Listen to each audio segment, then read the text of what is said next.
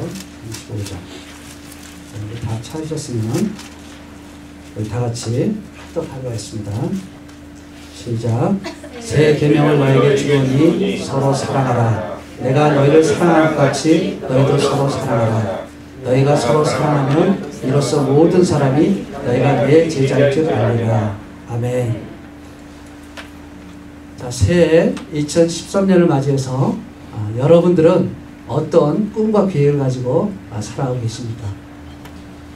그 LA 피트니스 그런 운동센터에서 얘기하기를 새해 1월달이 되면은 이 등록률이 상당히 높다고 합니다. 그것은 새해를 맞이해서 건강을 위해서 운동하는 사람들이 많다는 것입니다.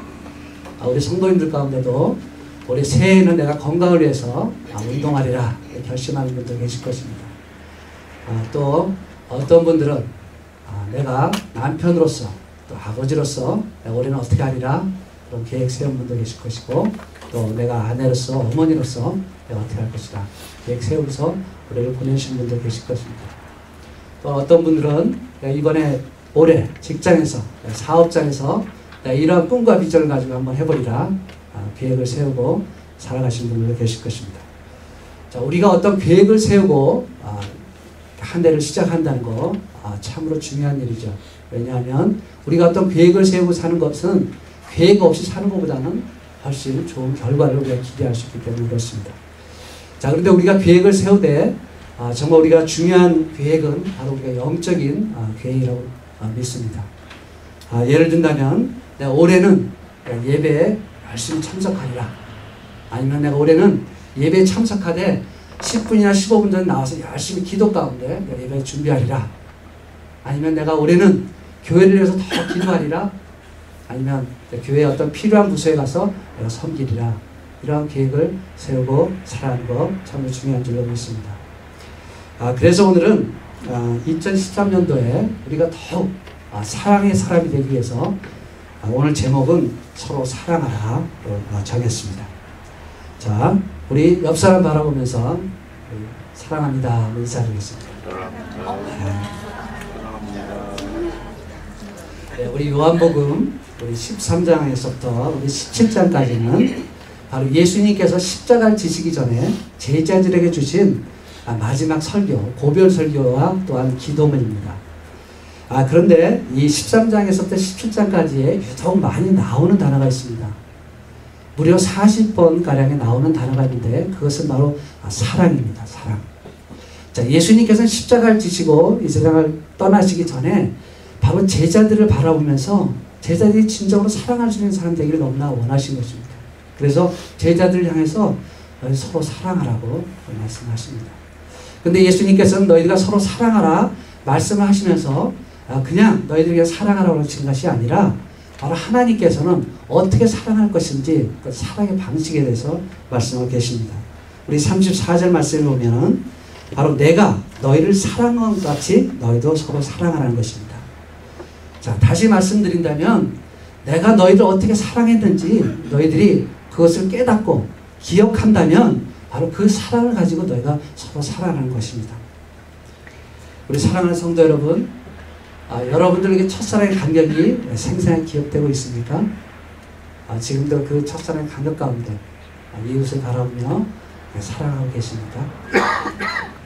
자, 요한계시록을 보면 그 에베소서 교회에 대한 책망받는 것이 나옵니다. 바로 너희들이 첫사랑을 잃어버렸다는 것입니다. 너희들이 처음에 그 뜨겁던 그 첫사랑의 간격이 다 사라졌다는 것입니다. 그래서 너희들이 어떻게 해서 그 사랑을 잃게 됐는지 살펴보고 회개하고 그 첫사랑을 회복하라고 주님께서 말씀하십니다. 자, 그런데 이것이 바로 에베소 교회만의 문제입니까? 저와 우리들의 문제는 아닙니까? 정말 첫사랑의 감격 가운데 생생하게 그 기억을 가지고 우리가 사랑하는 삶을 살아가고 있습니까? 아니면 내가 첫사랑의 감격이 언제 있었지 하면서 희미한 그런 마음을 가지고 우리가 신앙생활을 하고 있습니까? 저와 우리 모든 성도님들은 그 첫사랑의 감격이 충만한 가운데 우리 신앙생활을 할 줄 믿습니다.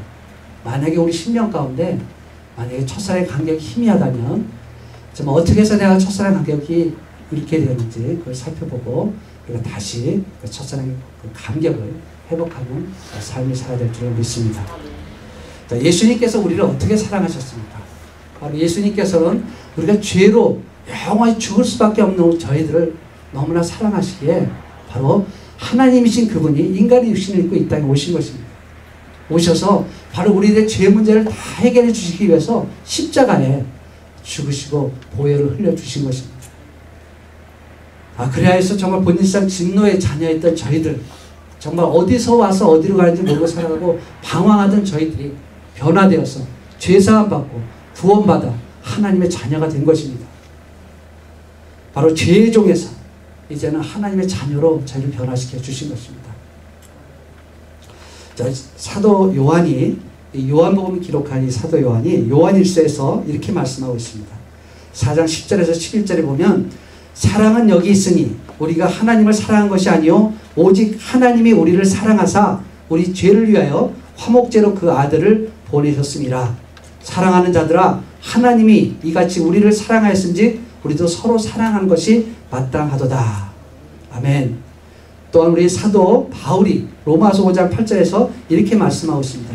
우리가 아직 죄인 되었을 때 그리스도께서 우리를 위하여 죽으심으로 하나님께서 우리에 대한 자기 사랑을 확증하셨느니라. 아멘.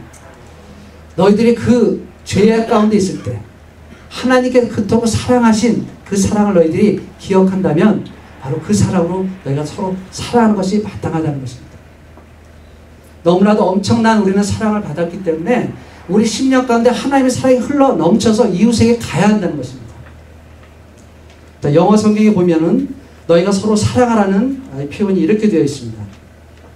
You must love one another라고 되어 있습니다. You must love one another.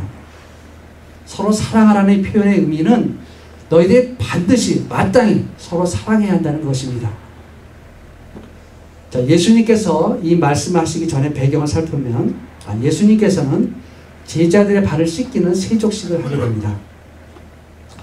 그 당시에 발을 씻는 일은 종들이 하는 일이요, 바로 노예들이 하는 일이었습니다. 그것도 아주 비천한 그런 종이나 노예가 하는 일이었던 것입니다.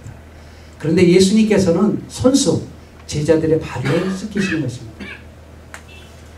바로 허리에 수건을 두르고 대야에 물을 담아서 제자들의 발 앞에 가서 제자들의 발을 일일이 다 씻기시는 것입니다.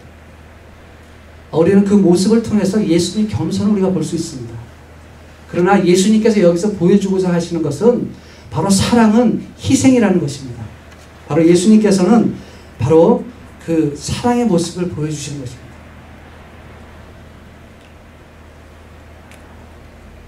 자, 예수님께서는 바로 창조주의 자리에서 바로 우리 인간들을 사랑하시기에 바로 우리 피조물인 인간의 수준으로 인간 육신을 입고 내려오셨습니다.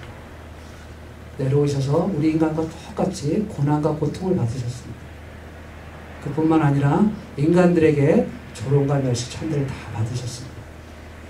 자, 이것으로도 창조주로서는 엄청난 고통이요, 희생입니다. 그런데 그뿐만 아니라 죄가 없으신 그분이 우리를 위해서 십자가에서 양 손과 양 발이 못에 박히고 그 십자가에서 6시간이나 그 긴 시간 동안 고통 가운데 모든 피와 불을 쏟으시고 죽으신 것입니다. 자, 예수님께서도 하나님이시지만 인간의 육신을 입었기 때문에 예수님도 그 십자가의 고통을 벗어나고 싶어 하셨습니다. 그러나 예수님께서는 바로 겟세마네 동산에서 바로 땀방울이 핏방울이 되는 그 기도를 통해서 바로 하나님의 말씀에 순종하게 된 것입니다.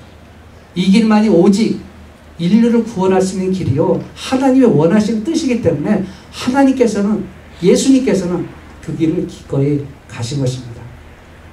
바로 예수님의 십자가는 바로 희생의 절정이라고 할 수가 있는 것입니다. 사랑은 희생입니다. 행함이 있는 것입니다. 사랑은 고통이 수반되는 것입니다. 자, 예수님께서는 제자들에게 서로 사랑하라고만 말만 하신 것이 아니라 어떻게 사랑하는지 본을 보이신 것입니다. 그러면서 제자들에게 말씀하십니다. 너희들이 내 사랑을 안다면, 너희들이 내 사랑을 깨닫고 그걸 기억을 한다면 너희들이 서로 사랑하라고 당부하시는 것입니다. 자, 그런데 그 사랑은 예수님의 제자들만 받은 사랑입니까?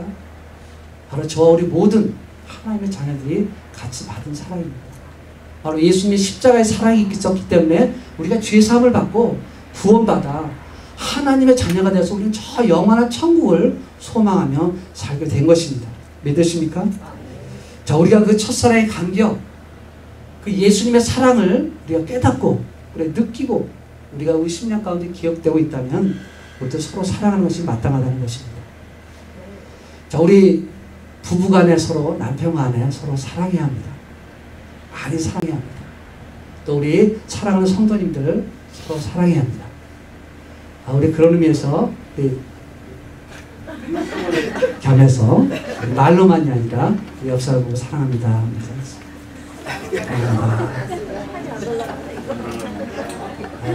너무나 아름답습니다. 네, 그리고 우리는 주님의 몸된 교회를 우리는 사랑해야 합니다.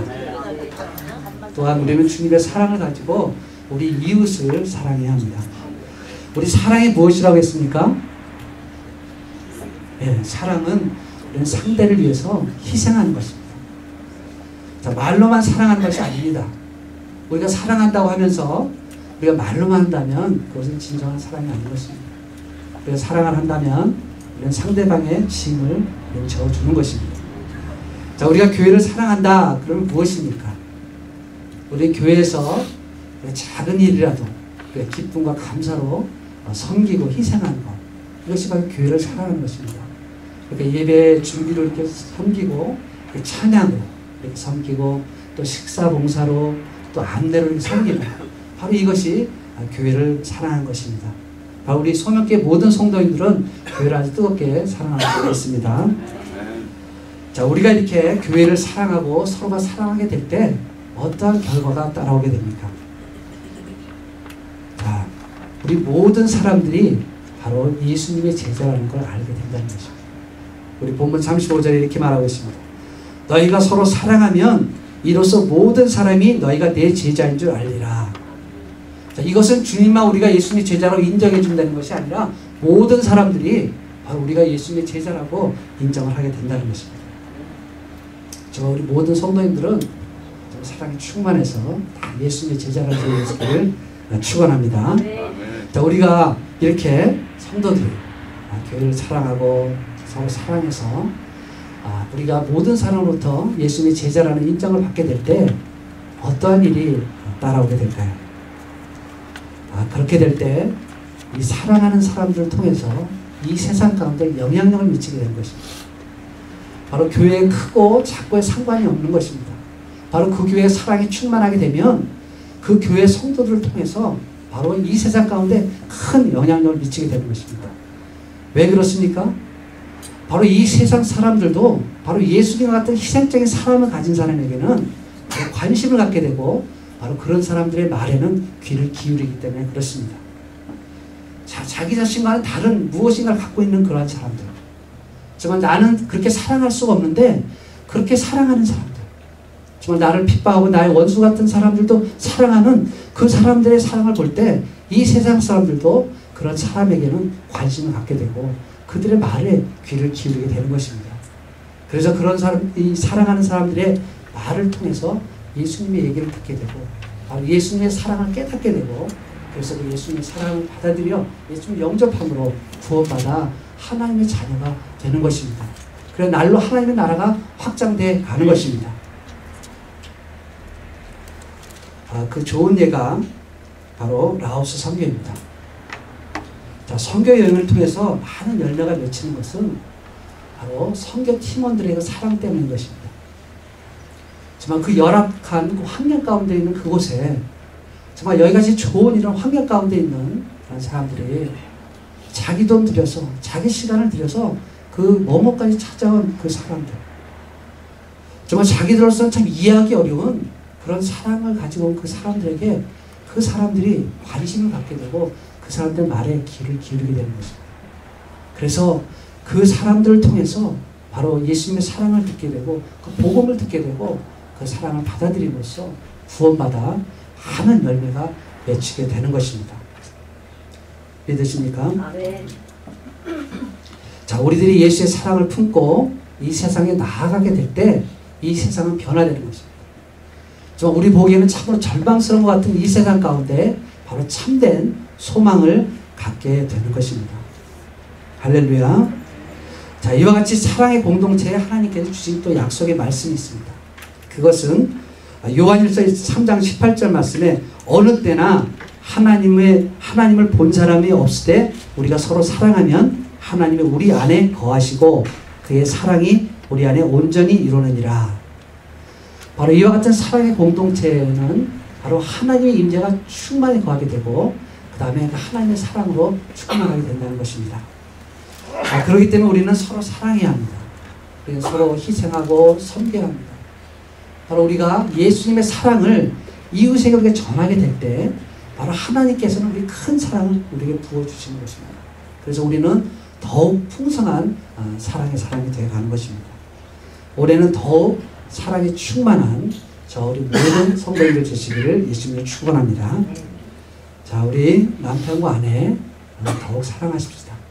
우리 부족한 점을 채워주고 서로의 짐을 덜어주십시다. 또한 우리 부모님들을 우리 하나님의 아버지 사랑을 생각하면서 더욱 사랑하는 그런 삶을 사십시다. 또 우리 자녀들 이민사회에서 이중 언어 문화 가운데 살면서 참 힘든 일도 많이 있을 것입니다. 우리 자녀들을 더 이해하고 포용하는 사랑하는 우리들이 됩시다. 또 우리 성도 간에 서로 사랑하십시다. 정말 이민 생활하면서 참으로 힘들고 어려운 일이 많이 있을 것입니다. 때로는 억울하고 참으로 힘든 그런 상황들이 많이 있을 텐데 우리 성도들 간에는 서로 이해하고 격려하고 품어주는 우리 사랑을 합시다. 그리고 교회를 더욱 사랑하십시다. 그리고 무엇보다도 우리 이 교회를 섬기는 우리 담임 목사님을 많이 사랑하십시다. 담임 목사님은 우리들의 영의 양식을 위해서 수고하고 우리들의 신앙 성장을 위해서 기도하고 섬기는 분입니다. 그게 우리는 당연히 사랑해야 되는 줄 믿습니다. 또한 우리는 예수님의 사랑을 가지고 우리가 이웃과 나가 전 세계에 전할 수 있기를 원합니다. 그래서 우리 전도와 선교에 힘쓰는 우리 소명교회가 되십시다. 그래 우리 소명교회 모든 성도님들 사랑으로 충만해서 바로 예수님의 제자라는 소리를 듣게 되고 선한 영향력을 세상 땅까지 미쳐서 수많은 영혼들을 주님께 인도하고 수많은 영혼들이 주님의 제자가 되게 하는 우리 소명교회가 될 수 있기를 예수님으로 축원합니다.